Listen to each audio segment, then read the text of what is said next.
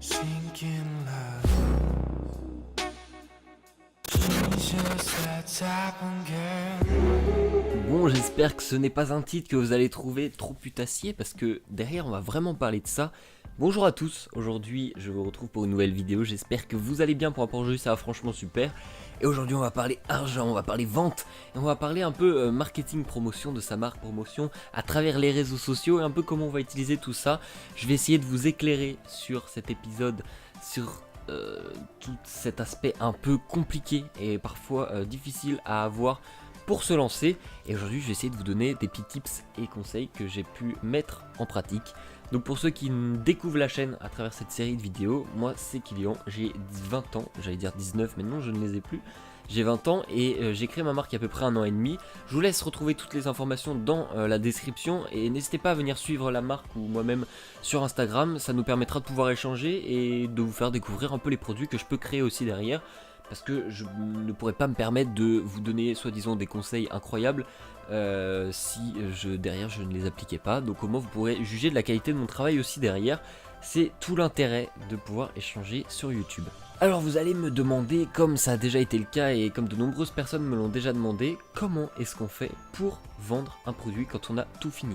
Donc là on part du principe qu'on a réussi à créer notre textile, on a réussi à imprimer, on a réussi à tout faire comme on l'a vu dans les précédents épisodes.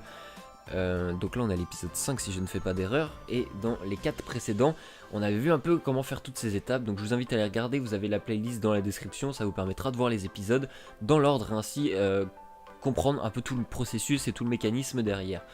Donc comment est-ce qu'on va vendre? Une fois qu'on a tout fini, que notre produit est prêt, et ben déjà il va falloir travailler un site, mais ça on en parlera dans une prochaine vidéo.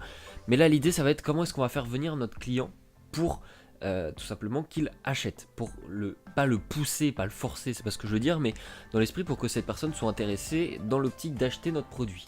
Là l'idée il va falloir l'utiliser de plusieurs manières, et il va falloir être intelligent et raisonner de manière réfléchie.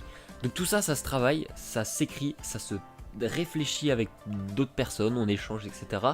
Et voir surtout en s'inspirant de ce qui fonctionne déjà. Là l'idée, mon t-shirt est fini, je vais essayer de le vendre, par quel moyen est-ce que je vais arriver à le mettre en avant? Et c'est là où je faisais le lien au début avec les réseaux sociaux, c'est que les réseaux sociaux sont un moyen très cool pour mettre en avant des produits et l'exposer à plein de gens.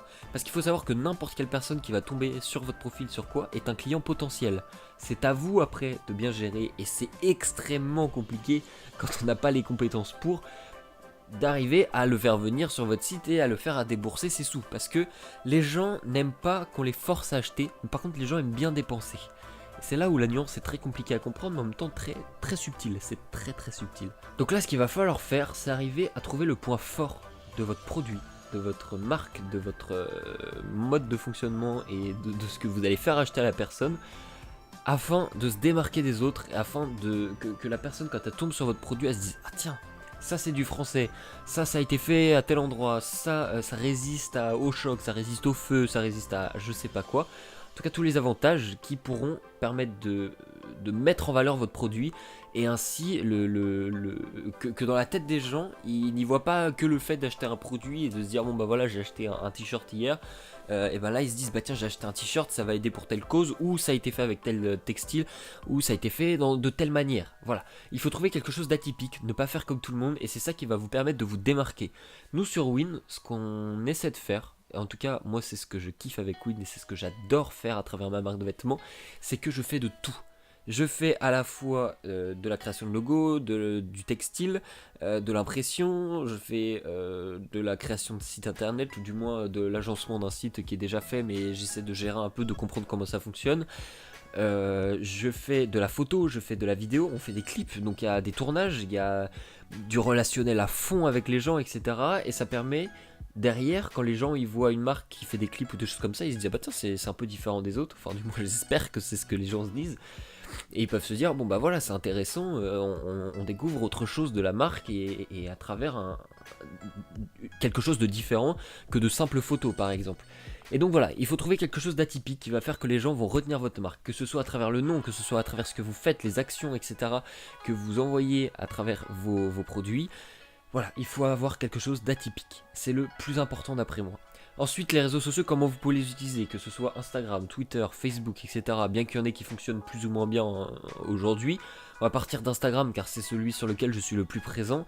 Instagram, ce qu'il faut faire, et c'est ce que j'ai du mal à faire, c'est d'être régulier dans ses posts, d'être percutant, d'avoir quelque chose qui va toucher les gens, parce qu'on le sait très bien, Instagram a un algorithme qui permet de mettre en avant plus ou moins certains comptes, et c'est pas le cas pour tous, et c'est assez compliqué. Je pense en faire une vidéo dédiée justement, ça serait intéressant parce que j'ai compris des petites choses, j'ai vu, j'ai entendu, j'ai fait des recherches sur certains points et des points qui sont quand même importants à comprendre. Instagram, comment ça fonctionne? Par exemple, vous allez poster une photo de votre produit, sachez déjà que d'emblée il y a 30% de votre communauté seulement qui sera au courant que vous avez posté. Qu'est-ce qui permet d'augmenter ce pourcentage là? Plus vous allez poster, plus les gens vont liker. C'est-à-dire que je pense que vous l'avez remarqué, ou peut-être que ça va vous en faire prendre conscience quand je vais le dire, mais imaginons vous avez l'habitude de liker pendant un moment les photos de, par exemple de mon compte, on va dire vous avez l'habitude de liker les photos de mon compte. D'un coup je commence à moins poster, Instagram va moins me mettre en avant et quand je vais reposter vous n'allez pas forcément voir la publication et ainsi moins la liker.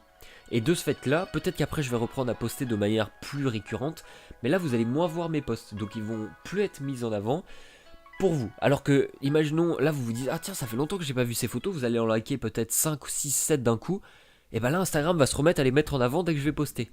Donc c'est vraiment, plus vous faites parler de vous, plus vous vous montrez, plus vous êtes présent, plus les gens vont vous voir en fait. Et c'est là où ça prend un temps monstrueux. Et c'est généralement pour ça que dans des entreprises ou n'importe quoi, quand ils ont un élément marketing à défendre sur des réseaux, des choses comme ça, c'est une équipe à part entière qui s'en occupe. Parce que ça demande un temps monstrueux. Ça demande un temps monstrueux. Et pour être efficace, faut réfléchir. Il faut pas utiliser les ads comme ils nous vendent là, les trucs qui sont soi-disant hyper bien et tout. Pour avoir fait le test à plusieurs reprises, concrètement ça n'apporte rien de concret. Vraiment, il n'y a rien de... C'est pas comme si ça allait apporter une communauté hyper engagée ensuite sur votre compte. L'idéal c'est d'engager les personnes par rapport à vos contenus, de se faire partager par d'autres gens, etc. ou quoi, qui vont vous permettre de gagner en visibilité. Mais voilà, le plus important c'est d'être régulier, d'avoir de la qualité à poster et de vous différencier des autres. Autre point qui peut vous aider énormément à vendre, c'est de passer vos produits à des gens qui ont déjà une influence assez importante.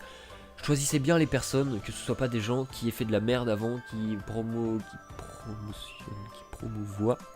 voilà.